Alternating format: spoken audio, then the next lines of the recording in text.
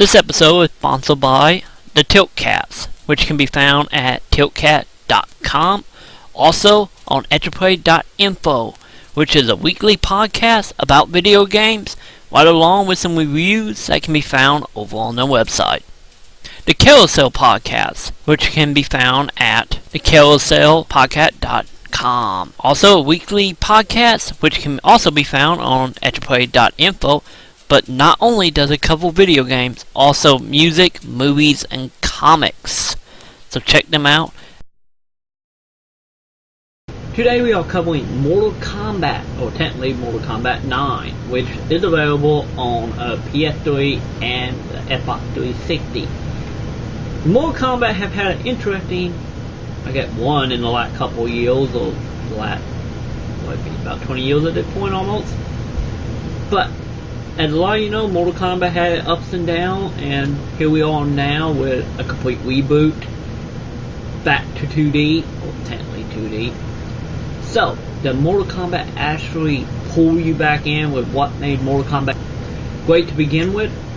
Or is this just another smut that should be ignored at all costs? We'll find out in the review of Mortal Kombat.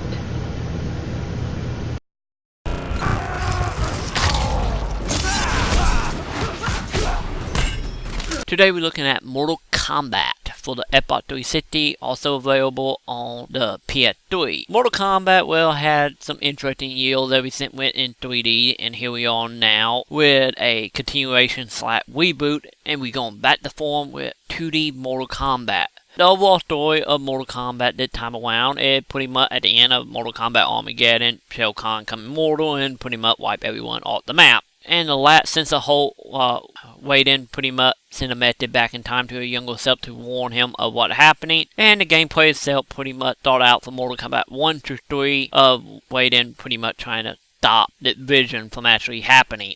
The gameplay itself followed along, instead of playing one character and going through overall ladder and then get some random ending at the end. We still have that, but the overall full story is made up of multi-character epic that could take a few hours. Which the gameplay pretty much works similar to the way Mortal Kombat vs. DC work, as you play at a few fights, at one character, and then you move along to the net. The story itself is actually a pretty interesting story from beginning to end, with a little bit of cheese every now and again, but then again, where you bet for Mortal Kombat.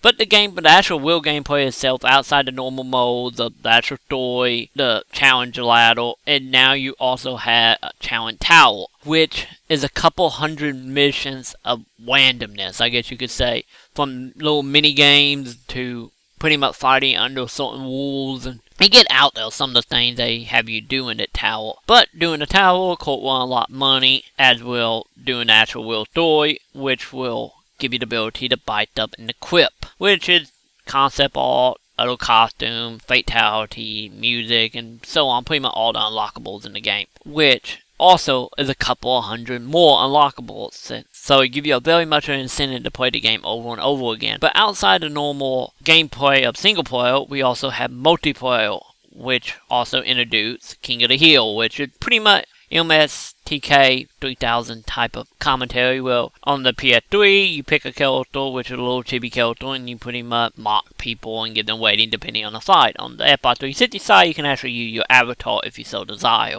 The overall online experience is pretty flawless, and if the PS3 version got kind of iffy thanks to the whole hacking scenario, but oh well, I guess. So, as far as Mortal Kombat is concerned, if you enjoy fighting game, you can't do much better than this. This is a return to form, and in a lot of ways, is a lot better than most fighting games out there right now. So, I give Mortal Kombat 9, technically, a 5 out of 5.